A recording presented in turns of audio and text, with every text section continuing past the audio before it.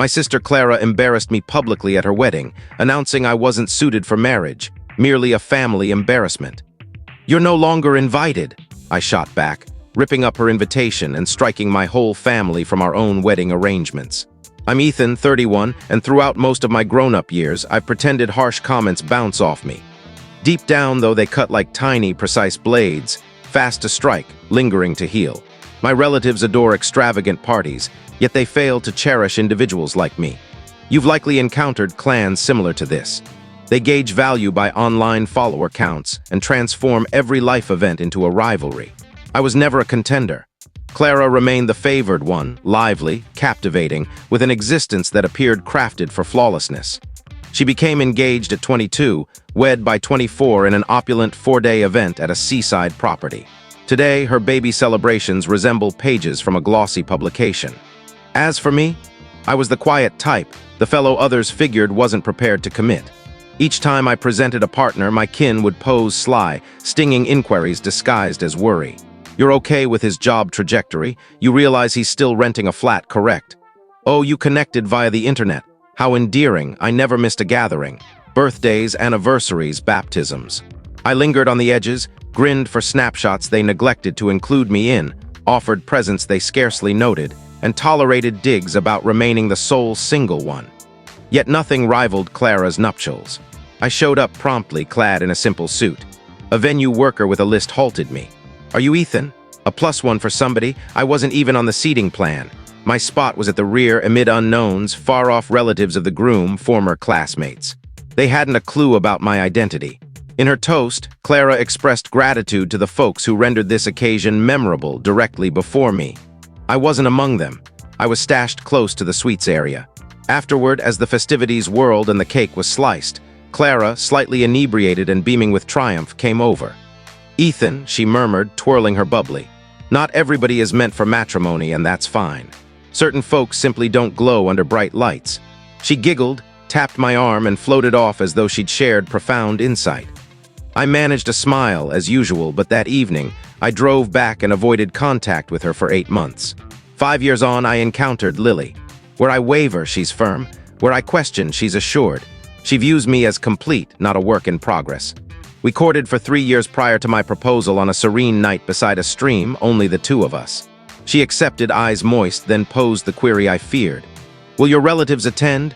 I paused, not due to hiding them from her. She'd already encountered them, but aware of the aftermath.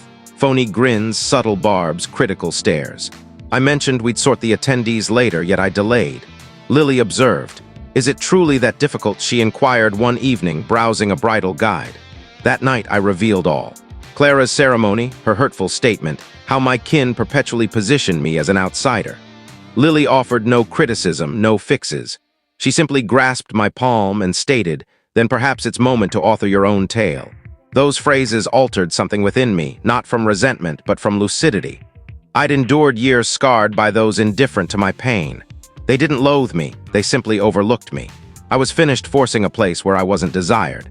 We selected a location in the rural fields, uncomplicated yet stunning, featuring weathered sheds, fairy lights strung through ancient trees, and a field for our pledges. It mirrored us. The invitees were few, Lily's dearest companions, several of mine, her kin, mentors, and coworkers who seemed like blood. I pondered inserting Clara's details into the document, fixating on the blank spot for her entry. But memories flooded back. Her self-satisfied smirk, my placement near the treats, her remark on my unsuitability for wedlock. I deleted her entry, not in fury but with serene determination. Then I cleared the others. My mother, who omitted me from kin newsletters. My father, who rang solely to brag about Clara. My sister's spouse, who mocked that I was at last advancing. We sent the cards. None reached my relatives. Initially, no response. They likely assumed I'd act as always, appear meekly, thankful for crumbs. But when Lily posted our announcement image, her palm on my arm inscribed, "Prepared to vow eternity with those who count most," chaos erupted. Clara messaged first, "You're truly tying the knot," followed by "No card," then impressive. I stayed silent. My mother phoned 4 times, voicing a message. "Ethan, this isn't family behavior. Ring me." My father emailed, titled, "Disappointment." I left it unread. Then Clara delivered her ultimate strike. "You're honestly excluding your entire kin after all we've provided." Best wishes pretending domestic bliss with your quirky partner. Savor your brief triumph. I gazed at that message a while but sensed no compulsion to answer. For once, no need to defend. Days on, my Uncle Marcus rang, the sole kin I somewhat relied on. He's my mother's sibling, a rugged ex-repairman with a gentle core under his tough shell. "Hey, Ethan," he grumbled, sounding like he'd just awakened. "I shouldn't meddle, but your mother's claiming you're unraveling. Insists Lily's separating you. You all right?" I chuckled. "Uncle Marcus, I'm more than all right. I simply refused to grant those who disregarded me for ages prime viewing at my ceremony as if they'd merited it." Quiet. Then, solid, long overdue, I was stunned. "Pardon, young man," he continued. "I witnessed it. Each gathering, you arrived bearing offerings, and they handled you like an unknown. Whenever you introduced a lady, they behaved as if she were settling. And spare me on Clara's event. I informed your mother she erred. She claimed. Ethan's resilient. He's okay. That's when I realized she no longer perceived you, merely a part you were meant to fulfill." His remarks struck deeply, not for cruelty, but because another had observed. "I only seek a tranquil ceremony," I murmured. "And you'll get it," he answered. "You've deserved it. I'm not phoning to shame you. I'm phoning to declare I'm impressed you at last resisted. They're upset not from your harm to them. They're upset because you ceased allowing their harm." That evening I shared Marcus's words with Lily. She embraced me firmly and murmured, "I'm so proud of you."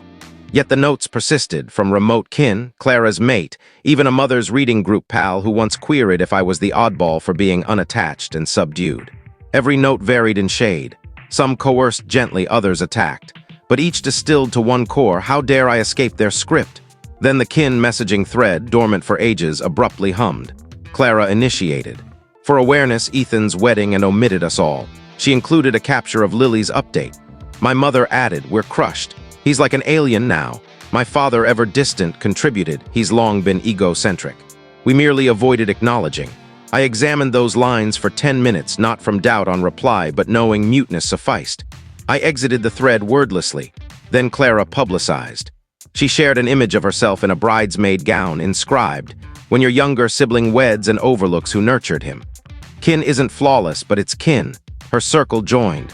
Certain individuals are incredibly thankless. "You're overly kind, Clara." Some marked me outright.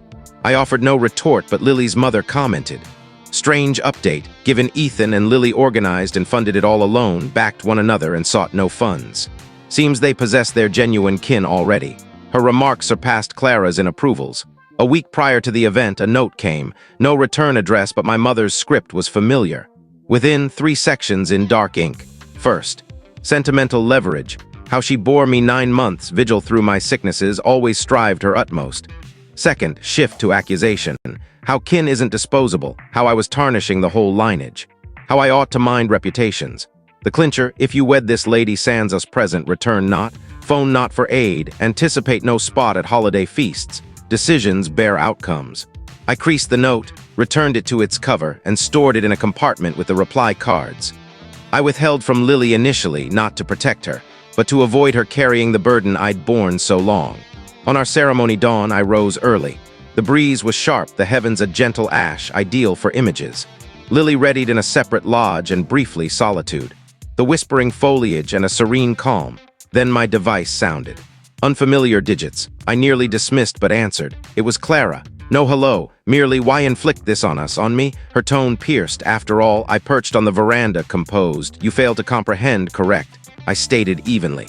You declared I wasn't designed for matrimony, Clara. You jested, but it lingers. You've devoted years diminishing me. Now I'm content and you're irate, lacking exclusive access. She snorted. You're exaggerating. It was humor.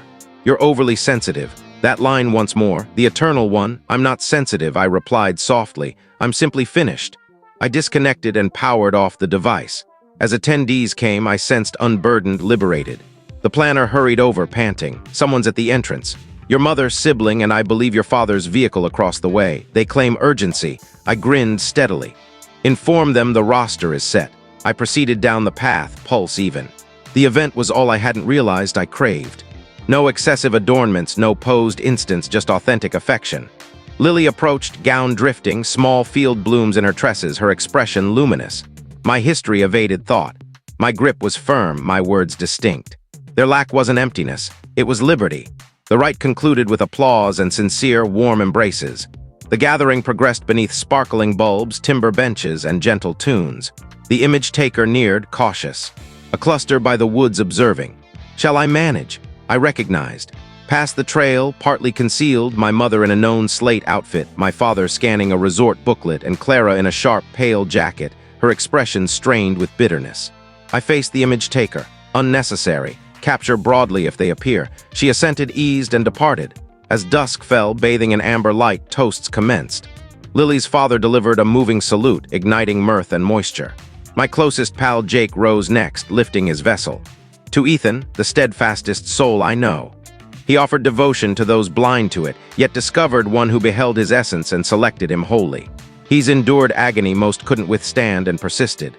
Today he persisted for himself, and that's the ultimate triumph. The assembly roared, some rising. I withheld tears, though possible. I was no longer the seeker of validation. I'd triumphed by selecting self. Amid sweets, petite nectarine tarts, and smooth custard, my device hummed. A message from Clara, you'll sorrow this, I displayed to Jake. He exhaled sharply. She believes it's centered on her.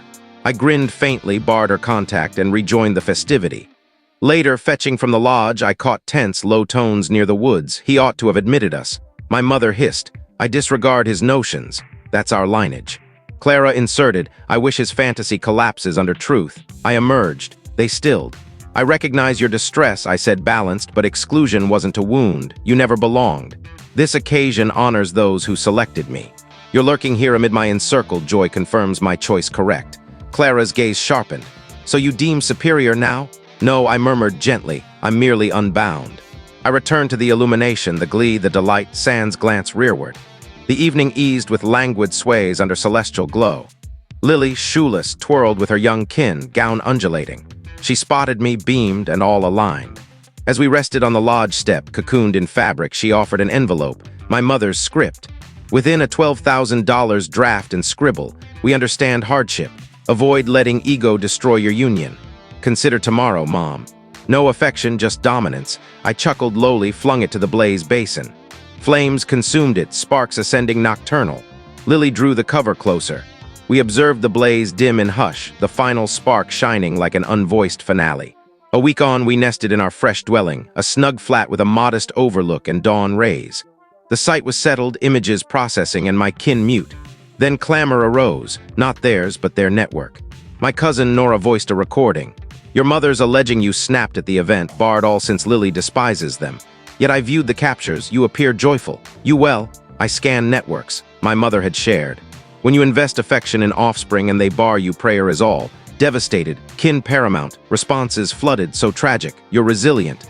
Clara's ally appended, he refused their stay. Awful. It was deliberate falsehood to depict me erratic, Lily as controller.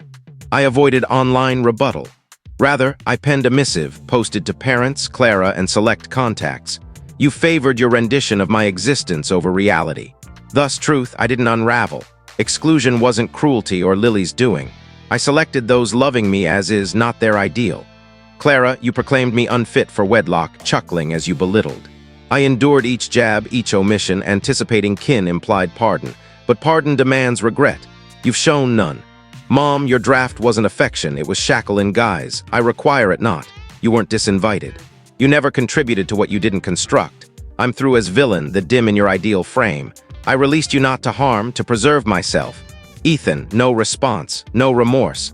But gradually, voices emerged. A far kin admitted seeing inequity always. A kin acquaintance lauded bravery. Uncle Marcus phoned anew, gentler. They won't concede, but they recognize error. That sufficed. 3 months on, Lily and I rooted in fresh routine. Our flat's compact, but the keyboard Lily sourced at a market infuses melody. She performs as I prepare meals, her notes threading novel narratives into existence. Occasionally I revisit Clara's event, her arrogant beam, the ceaseless digs. But now I grin.